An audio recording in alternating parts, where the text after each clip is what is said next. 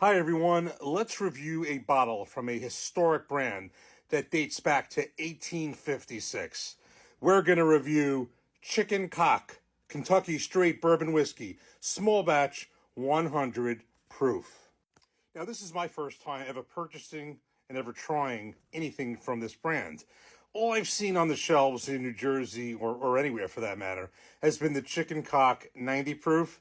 And I've never seen anything else. So at a local liquor store by me, I've kind of seen that. I thought about it, and I was like, I thought actually the 90 proof may even have been just a little pricey for what it was. But now, I was in a liquor store, and right next to that 90 proof, I saw this one. This is 100 proof. It's not bottled and bond. It's certainly not based on how the sourcing works, but it is 100 proof, similar price, and it got me interested. So let me just tell you the details, but there's definitely some history with this too. So there's 100 proof, again, not bottled and bond. It is a small batch, a true small batch. It looks like it says on here, batch number 12, 7 barrels. 7 barrels is quite a small batch. It's produced by Grain and Barrel of Bardstown, Kentucky. But what they do is, this is sourced and contract distilled from one of my favorites, the Bardstown Bourbon Company. So that's where this has had different distilleries over the years, but I believe since 2022, it's been Bardstown. Has a 5-year age statement. I had to search for the mash bill. I got that from Breaking Bourbon. Interesting, and it makes sense. It's 70% corn, 21% rye, 9% malted barley. Interestingly enough, that's the same mash bill as Green River, the bourbon, and the Full Proof, which is owned by Bardstown Bourbon Company. So there is some connection there. Now, the interesting thing is the story with this, and I'll actually going to just read this. This is actually got this off Breaking Bourbon. It kind of says it very well itself.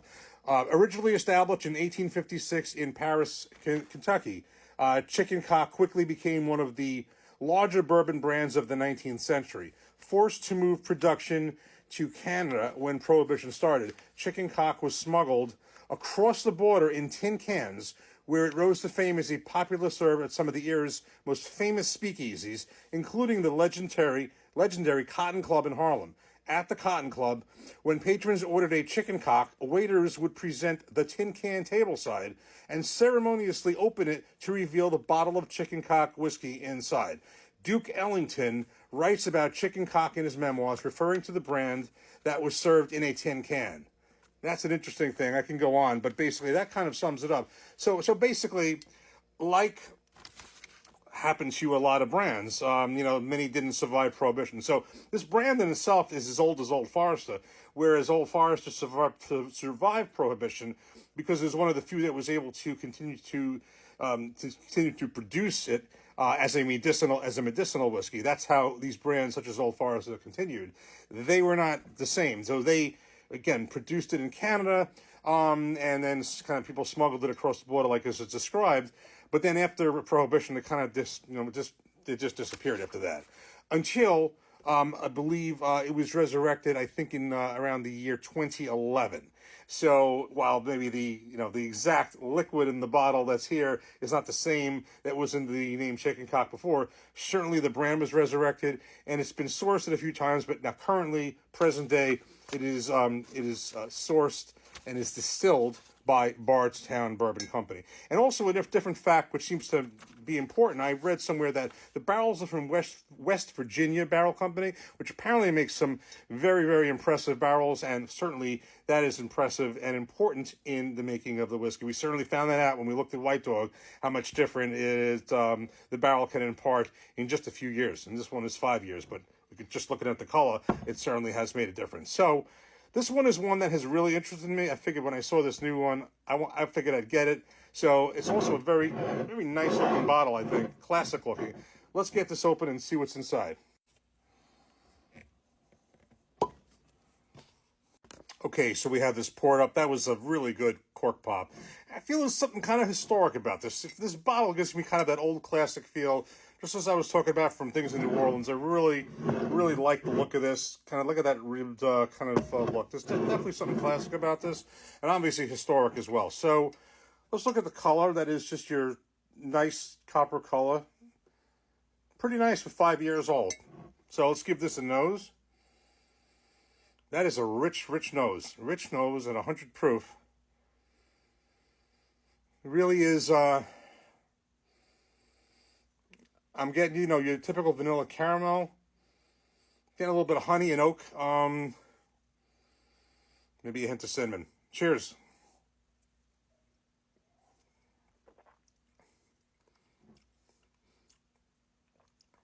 And I'm getting pretty much the same thing on the palate. Wow, that is a really, really nice, nice finish. This drinks every bit of that 100 proof for sure. If anything, it drinks over it, but I'm not saying that in a bad way. It's definitely a robust 100 proof pour.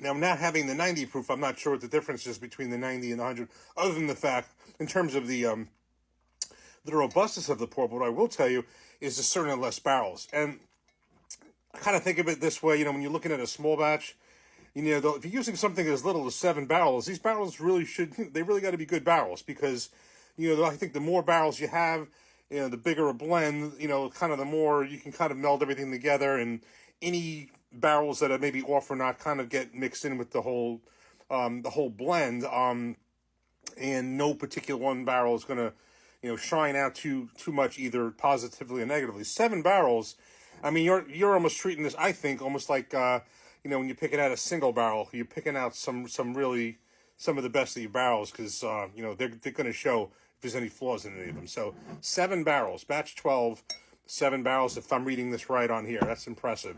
So let me give us another taste. I read on here, one of these things said kind of also like a fruit flavor. I'm getting that, a little bit of orange and other kind of fruit.